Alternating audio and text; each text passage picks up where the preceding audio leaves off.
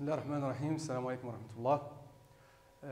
Salut chers élèves, ravi de vous rencontrer encore une fois sur cette vidéo qui s'agit d'une séance de soutien destinée aux élèves de la deuxième année baccalauréat sciences et technologies électriques.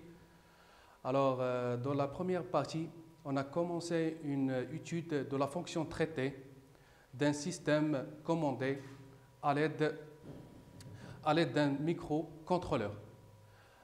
Alors, l'objectif, c'est de traduire dans le langage assembleur le fonctionnement d'un système à base de microcontrôleur. Alors, le système... Alors, je vais faire un rappel rapide du système qu'on a abordé la dernière séance. Il s'agit d'un poste automatique de sciage de barre en acier. Alors, le système se compose d'un tapis roulant entraîné par le moteur MT1 commandé par le contacteur KM1 et d'un capteur de proximité S et d'un étau de serrage et un sous-système de sciage qui se constitue d'un moteur qui entraîne le scie circulaire.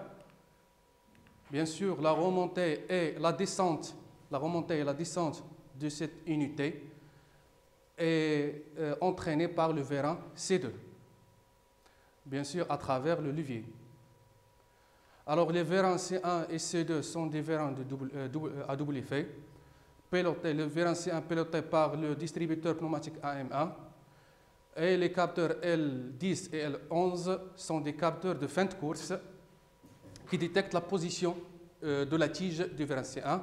Pareil pour le vérin C2, c'est-à-dire les capteurs de fin de course L20 et L21 vont détecter la position de l'unité de sciage. Est-ce qu'elle est en bas ou bien en haut?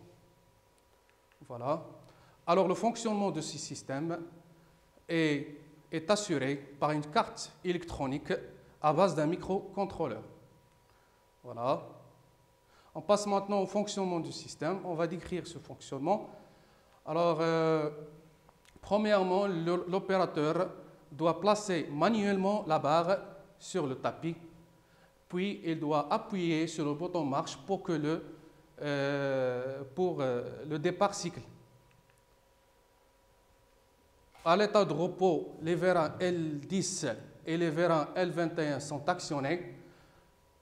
Bien sûr, pour que l'unité de coupage ou bien l'unité de sciage soit à l'état haut, à l'état de repos, pour raison de sécurité. Alors, lorsque l'opérateur actionne le bouton marche, le moteur MT1 démarre pour entraîner le tapis, c'est-à-dire pour déplacer la barre vers le capteur S. Alors, lorsque le capteur S est actionné, cela veut dire bien sûr qu'on a obtenu la longueur du morceau à découper, la longueur souhaitée. Donc, lorsque le capteur S est actionné, cela introduit l'arrêt du moteur MT1 pour arrêter le tapis et le serrage de la barre. Alors, lorsque le capteur L11 est actionné, ça veut dire que la barre est serrée. Donc, on doit arrêter le moteur, on doit démarrer le moteur MT2, et faire descendre l'unité de sciage pour couper la barre. Alors, lorsque le capteur L20 est actionné, c'est-à-dire que l'unité de sciage est à l'état bas, cela veut dire que la barre est coupée. Donc, on doit arrêter le moteur MT2 à travers, bien sûr, le contacteur KM2 et on remonte rapidement l'unité de sciage. Bon, la descente lente et la descente rapide, ça revient à utiliser des limiteurs de vitesse pneumatiques. Voilà. Alors, lorsque le capteur de fin de course L21 est actionné, ça veut dire que l'unité de sciage est à l'état haut. Donc, la dernière action, c'est le desserrage de la barre et l'action du capteur L10 qui signifie que l'étau est à sa position initiale. et le cycle va se répéter lorsque l'opérateur appuie sur le bouton marche. Donc la répétition du cycle est conditionnée à l'appui sur le bouton marche. Voilà, on va essayer de décrire ce fonctionnement selon un organigramme sur le tableau. Bon, pour l'organigramme, toujours on commence par l'initialisation des ports. Alors, premier test, pour que le cycle démarre, il faut que le bouton poussoir marche soit actionné. Donc on doit vérifier, est-ce que le bouton poussoir marche? Voilà, est-ce qu'il est actionné?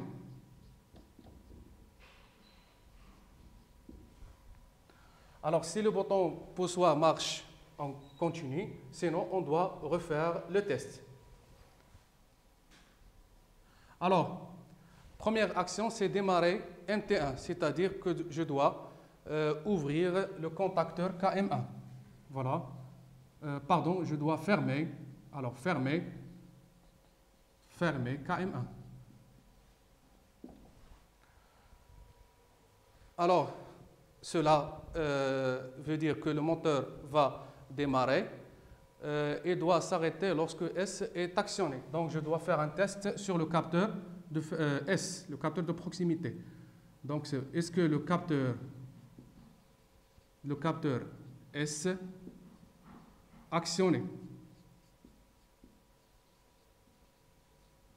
Voilà. Alors, si le capteur S est actionné, je dois arrêter un MT1, c'est-à-dire ouvrir KM1. Et je dois serrer la barre. Voilà. Alors, pour serrer, bien sûr, la barre, il faut commander le vérin C1. Alors, et je dois vérifier le capteur de fin de cours L11. Est-ce qu'il est actionné ou pas? Donc, L11, le capteur L11, est-ce qu'il est actionné?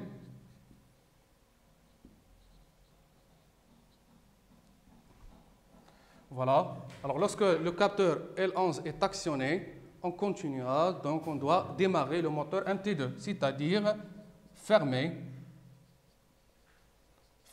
le contacteur KM2. Et je dois descendre l'unité de sciage.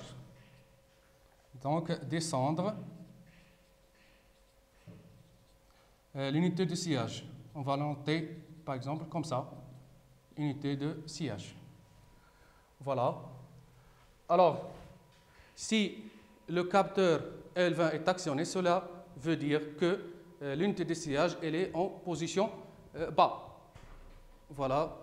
Donc, je fais le test sur le capteur L20. Donc, est-ce que le capteur L20 est actionné?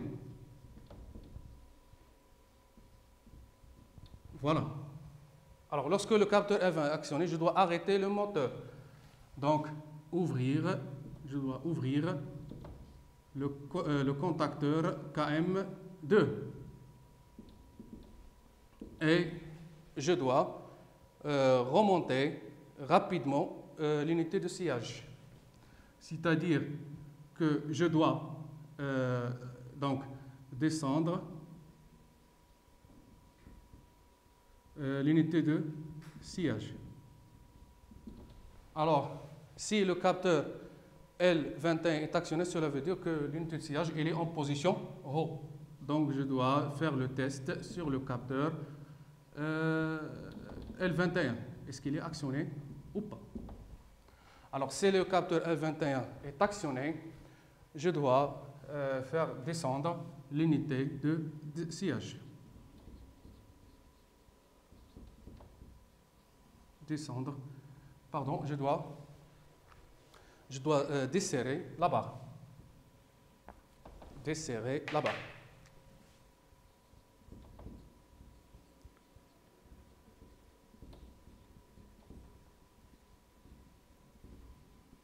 Voilà, je dois desserrer la barre. Alors, si le capteur L10 est actionné, cela veut dire que la barre est desserrée. Donc, je dois faire un test sur le capteur L10. Est-ce qu'il est actionné ou pas?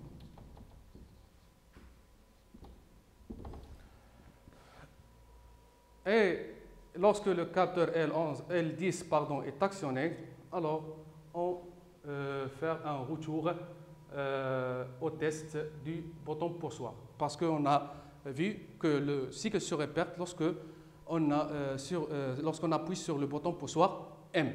Donc on doit revenir à ce test. Alors voilà l'organigramme. Maintenant on passe à l'identification avec le microcontrôleur. Voilà.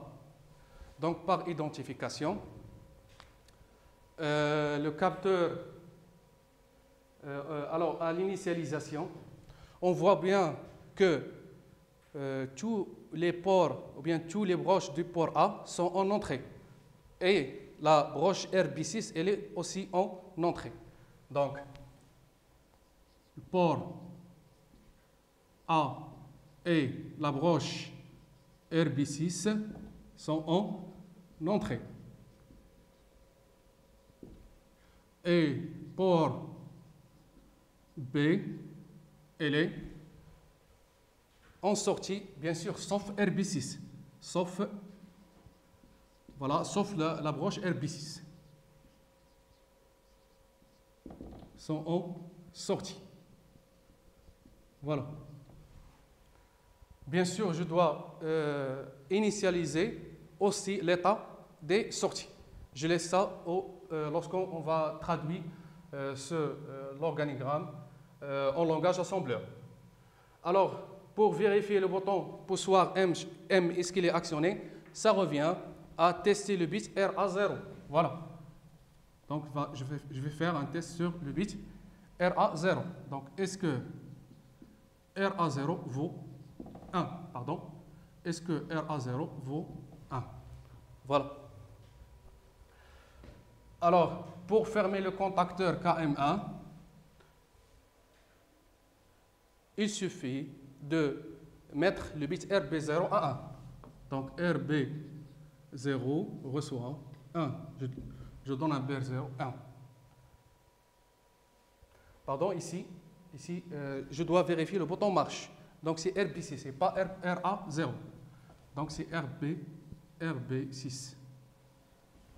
Donc, lorsque RB6 est actionné, je dois fermer le contacteur. Et j'attends l'action du capteur S, qui est connecté à la broche RA0. Voilà. Donc, je fais un test sur RA0. Est-ce qu'il est égal à 1 ou pas? Alors, lorsque RA0 est égal à 1, je continue, sinon je dois refaire le test. Alors, si RA0 est égal à 1, je dois ouvrir KM1 pour arrêter le moteur. KM1 connecté sur RB0, ça veut dire que je mets le bit RB0 à 0. Voilà. Et je dois serrer la barre. Alors, je dois annuler l'ordre de desserrage et je mets le bit à 1. C'est-à-dire, j'actionne 12M1 et j'annule l'action ou bien l'ordre à 14M1. Alors 12M1 c'est connecté à RB2. Donc ça veut dire que je donne RB2, je mets RB2 à 1 et 14M1 compté à RB3, je le mets à 0. Voilà. Donc RB3 à 0. Alors, est-ce que L11 est actionné? L11 elle est connectée à la broche RA2. Donc, ça veut dire, est-ce que RA2 est égal à 1? Alors, si RA2 est égal à 1, RA2, voilà, connecté à L11, je dois fermer le contacteur KM2. KM2, on voit bien qu'elle est connectée à la broche RB1. Ça veut dire que RB1, je le mets à 1. Et je dois descendre l'unité de sillage. L'unité de sillage, elle est à l'état initial, elle est à l'état haut. Donc, je dois annuler l'ordre de quoi? De soulever l'unité de sillage, c'est-à-dire 12M2. 12M2 qui est connecté à RB4. Donc, ça veut dire que RB4, je le mets à 0 pour annuler l'ordre de la remontée. Et je donne l'ordre de quoi? De descendre. Descendre la barre, ou bien descendre, l'unité de sillage, ça revient à donner l'ordre à l'orifice de commande pour le distributeur M2, c'est-à-dire 14 M2, qui est connecté à RB5. Voilà. Donc RB5 doit recevoir un 1. Voilà.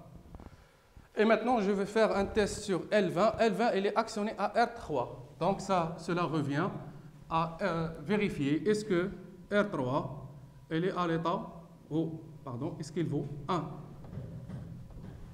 Si oui, je dois ouvrir le contacteur KM2 qui est connecté à RB1. C'est-à-dire, je donne à RB2 0. Et je dois faire descendre l'unité de sciage. C'est-à-dire, annuler l'ordre de la...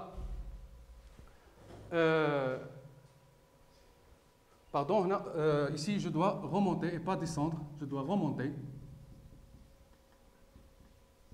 Je dois remonter l'unité de sciage. Donc, pour remonter l'unité de sciage, il suffit de commander l'orifice 12M2 de distributeur M2. 12M2 qui est connecté à RB4.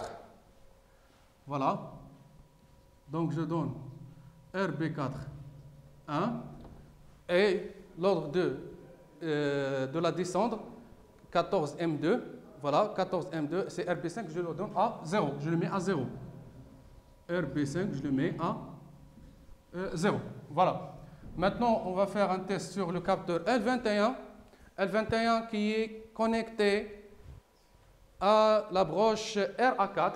C'est-à-dire, je dois faire un test sur le bit RA4. Est-ce qu'il vaut 1 ou pas?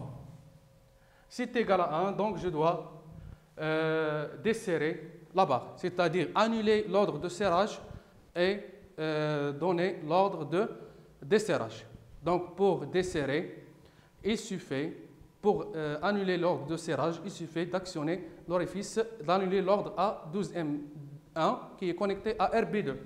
Donc RB2 doit recevoir 0 pour annuler l'ordre de serrage et je donne l'ordre à 14M1 qui est connecté à RB3. Donc RB3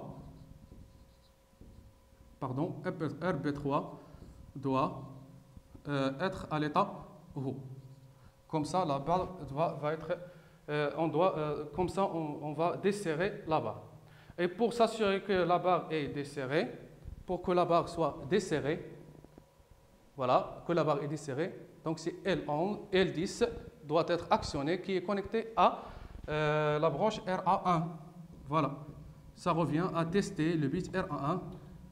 Est-ce qu'il est égal à 1 ou pas? Voilà l'organigramme du fonctionnement de ce système. Maintenant, on passe à faire le langage en assembleur de ce système, c'est-à-dire traduire cette représentation graphique en un langage assembleur. Voilà le squelette de notre programme, ou de n'importe quel programme. On commence toujours par cette en-tête. On définit le type du microcontrôleur, et ainsi de suite. Alors, premièrement, on doit déclarer les différentes variables de notre programme. Pour notre programme, on n'a pas utilisé des variables, donc on ne va pas déclarer les variables. Alors, on doit commencer par l'initialisation, puis le programme principal. Voilà, et si on a un sous-programme, je le laisse au-dessous. Alors, pour l'initialisation, je dois mettre le port A et RB0 en entrée. Pour cela, je dois agir sur le registre TRIS A. Pareil pour le port B, c'est-à-dire que je dois agir sur le registre TRIS B. Le registre TRIS A et TRIS B sont situés. On va faire un rappel. On va faire un rappel rapide sur les microcontrôleurs. Les microcontrôleurs sont des circuits intégrés. Voilà le brochage et voilà le schéma interne. Elle est constituée des ports A, des interfaces d'entrée-sortie port A, port B, les timers 0, timers dog, les différents mémoires. Voilà. Ici, pour les ports A et les ports B, le constructeur nous laisse le choix de les configurer comme on veut. Si on veut les utiliser comme des entrées ou bien des sorties, il suffit d'agir sur le registre trice A et trice B. Alors, comme vous voyez que le registre trice A et trice B sont situés à la banque 1 de la RAM. Donc, je dois déplacer à la banque 1. Pour se déplacer à la banque 1, je dois donner à RP0 1. Voilà un rappel. Donc, si on veut accéder à la banque 1, je dois mettre le bit RP0 du registre statut à 1. Et si on veut accéder à la banque 0, je dois mettre le bit RP0 du registre statut à 0. Voilà. Et pour la configuration, alors les ports A et les ports P sont bien sûr pour la communication input ou output. Alors pour les configurer comme entrée ou bien sortie, c'est-à-dire comme input ou output, je dois configurer le registre trace A, trace B. Voilà un exemple. Alors par exemple, si on veut que les broches RA4, RA1 et RA0 sont en entrée, tout simplement, je mets ces bits du registre A à 1. Alors si je mets le bit, par exemple, le bit 0 à 1, automatiquement, le bit 0 de port A, elle est en entrée. Et si je mets le bit de registre trice A à 0, automatiquement, le bit de port A, elle est en sortie. Pareil pour le port B. Alors, si je veux que le bit 3, par exemple, elle est en entrée, il suffit de mettre le bit 3 de registre trice B à 1. Cela signifie que le bit 3 du port B, elle est en entrée. Et si je veux que ce bit, par exemple le bit 2, si je veux ce bit soit en entrée, en sortie, il suffit de mettre le bit 2 correspond à ce bit. Hein? Il correspond à ce bit, il suffit de le mettre à 0. Voilà. Pour la programmation, bien sûr, pour mettre ces bits, on va utiliser les différentes instructions. Ces jeux d'instructions, on vous les donne. Ce n'est pas la peine de la prise par cœur. Et il suffit de savoir les utiliser. Voilà. On donne toujours cette liste des jeux d'instructions. Alors, on passe maintenant, si vous avez bien compris ce que j'ai dit tout à l'heure, alors on va passer maintenant à l'initialisation. Alors, port A, port B, port A et RB6 en entrée, cela veut dire que, port A, il est en entrée. Donc, tout d'abord, je dois accéder à la banque 1. Alors, le programme, voilà. Donc, je dois commencer par l'adresse 0x00. Alors, pour se mettre, ou bien pour accéder à la banque 1, je dois mettre le bit RP0 du registre statutaire à 1. Donc, j'utilise l'instruction BSF. L'instruction BSF. Ça veut dire quoi BSF FB? Ça veut dire mettre le bit de ce registre F, bit set file, le file ici, et le bit ici. Donc, bit set file, voilà, bit set file, c'est-à-dire mettre le bit de ce registre. Quel registre? Nous allons configurer le port B, c'est-à-dire le registre trice A, port A, le registre trice A. Quel bit? Trice B, BSF trice B, le bit RB6. Voilà. Ou bien c'est mieux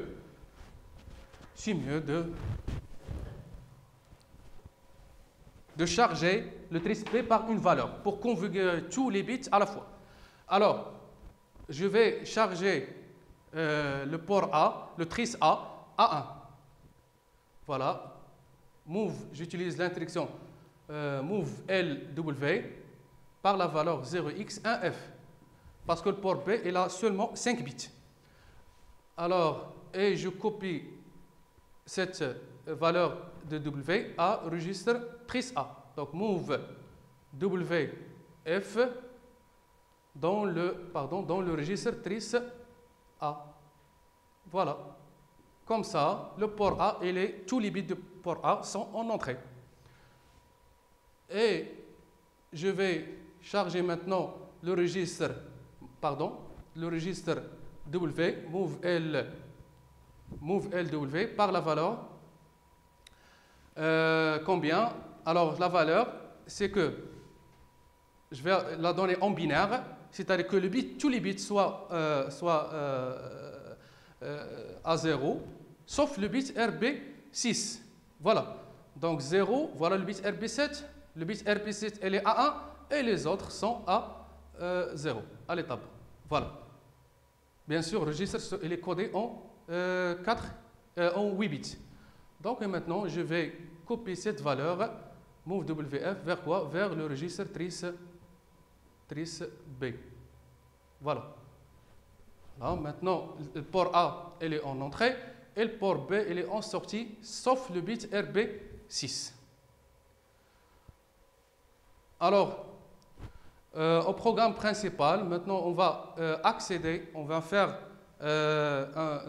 l'accès à banque 0. Pourquoi? Pour configurer les ports A et les ports A et d'agir sur les ports B. Port A et les ports B.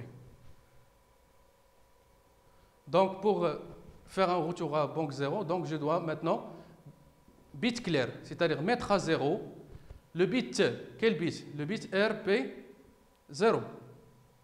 Pardon, ici, je dois mettre... Pardon. Je dois accéder à la banque 0, c'est-à-dire BSF, registre statut, voilà, statut RP0.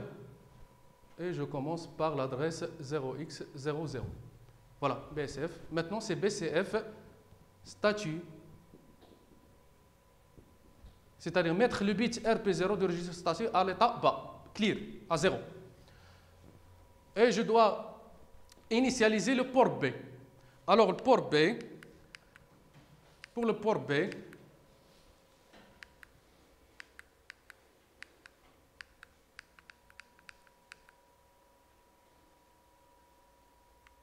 alors pour le port B, on voit bien qu'à l'état de repos, l'unité de sillage doit être à l'état haut et l'étau doit être,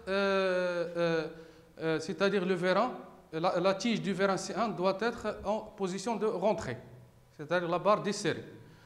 Donc je dois charger le port B par la valeur move LW par cette valeur en binaire, c'est-à-dire que tous les bits de sortie, tous les bits de la sortie du bit du port B doit être à 0, sauf le bit. Quel bit? C'est le bit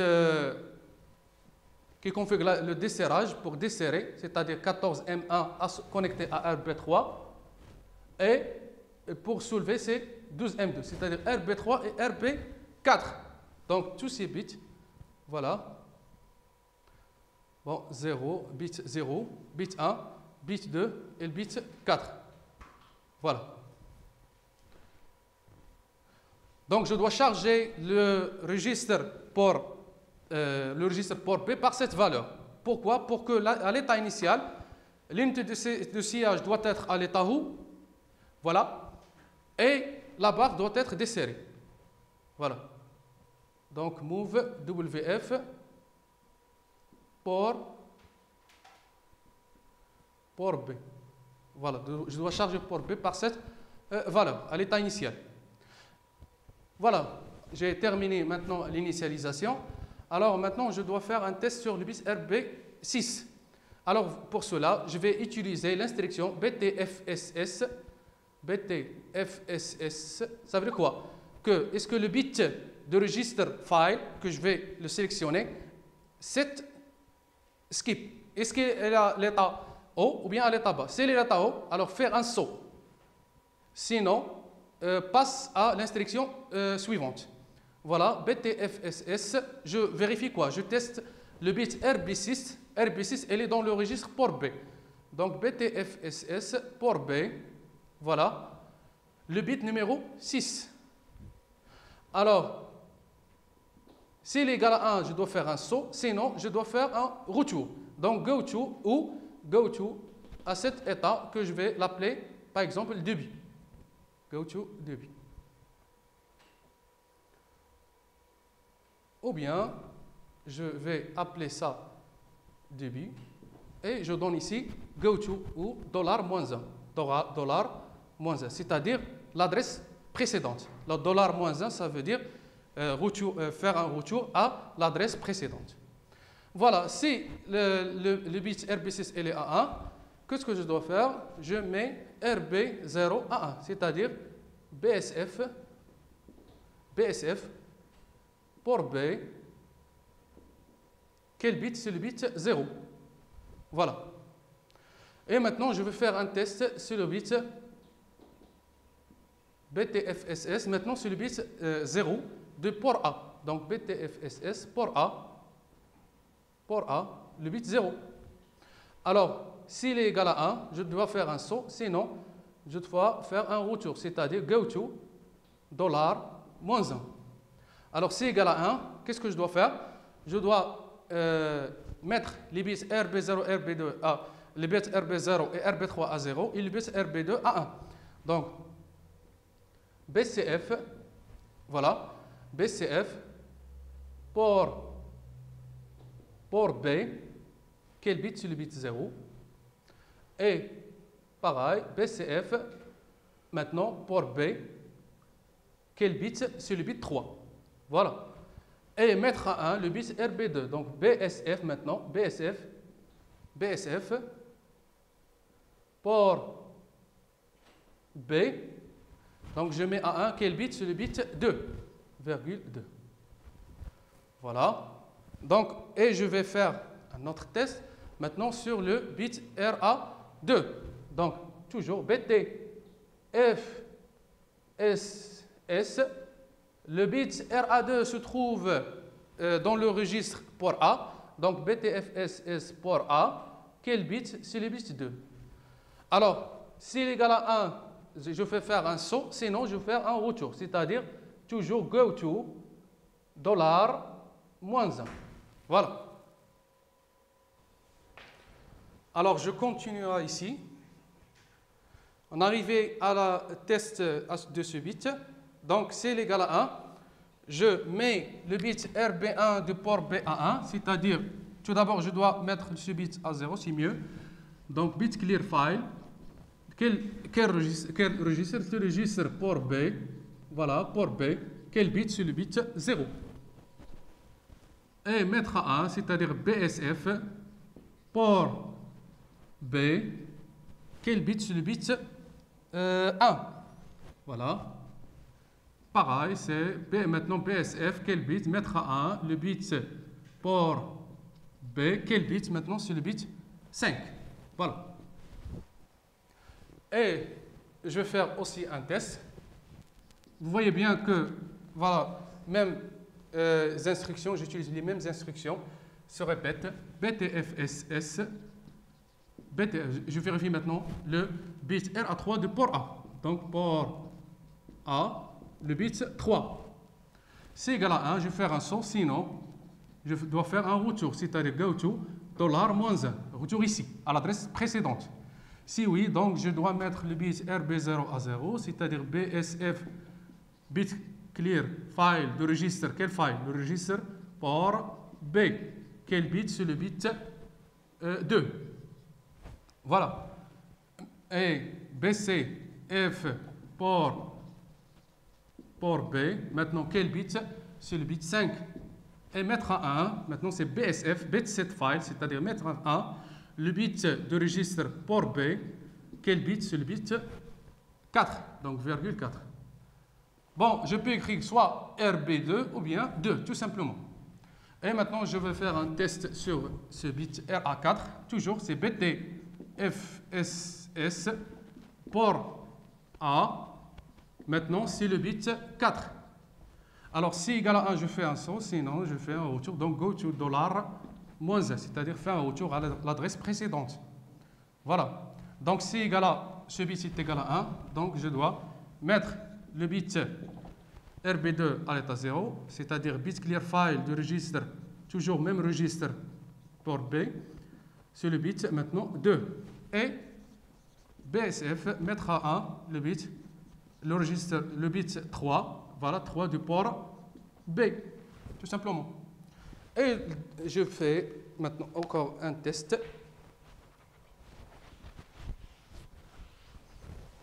Voilà. Dernier test, c'est, je vais tester maintenant le bit BTFSS, le bit 1 du port A. Voilà, port A, le bit 1. Voilà. Alors, si égal à 1, je fais un saut, sinon je fais un retour. Donc, go to $-1, c'est-à-dire faire un retour à l'adresse précédente. Alors, si oui, je vais faire un retour à l'état initial, c'est-à-dire débit. Cette étiquette, débit. Voilà. Ou bien je peux mettre débit ici. Débit ici. Voilà. Donc, go to débit. Je dois l'écrire comme il est. Et fin. 1. Voilà le programme en langage assembler. Alors, on passe maintenant à la simulation. Tout d'abord, je dois compiler le programme ou bien de le charger dans notre PIC. Voilà. Donc, on voit bien qu'à l'état initial, j'ai les LED, ces LED modélisent les différents préactionneurs et ces états logiques, voilà, c'est les états logiques, modélisent quoi? Modélisent l'état des capteurs, puisqu'il s'agit des capteurs tout ou rien, qui délivrent soit 0, soit 1, soit niveau bas, soit niveau haut. Alors, le capteur S, voilà, le capteur L10, L11, L20, L21. Et voilà les différents préactionneurs. Alors, à l'état de repos, la barre doit être desserrée, c'est-à-dire que le capteur L10 est actionné, le capteur 21 actionné pour informer que l'unité de sillage est à l'état haut. Voilà, donc l'ordre a le vérin pour desserrer la barre et pour remonter l'unité de sillage. Alors, si j'actionne, le bouton marche. Voilà, que se passe? Donc, la barre va déplacer jusqu'à quoi? Jusqu'à le capteur S actionne. Voilà, je donne l'action comme si le capteur S est actionné. Voilà, 1. Alors, la barre doit être serrée. Voilà, l'action de serrage. Alors, on suppose maintenant que la barre est serrée. Que se passe-t-il? Donc, la barre doit couper. La barre doit couper, voilà, c'est-à-dire démarrer KM2 et descendre l'unité de sillage. Alors, on va supposer que l'unité de sillage elle est à l'état bas, c'est-à-dire l'état pour couper la barre. Donc, je dois maintenant remonter l'unité de sillage. Voilà. Pour remonter l'unité de sillage, je dois, comme vous voyez, que le moteur est arrêté. Donc voilà, le capteur L21 est actionné pour indiquer que l'unité de sillage elle est à l'état haut. Voilà. Bien sûr, S n'est plus action. J'espère que vous avez bien compris et que j'arrive à vous aider pour comprendre la programmation en langage assembleur. Et on se voit, Inch'Allah, dans une autre vidéo. Et à la prochaine. Assalamu alaikum wa rahmatullah.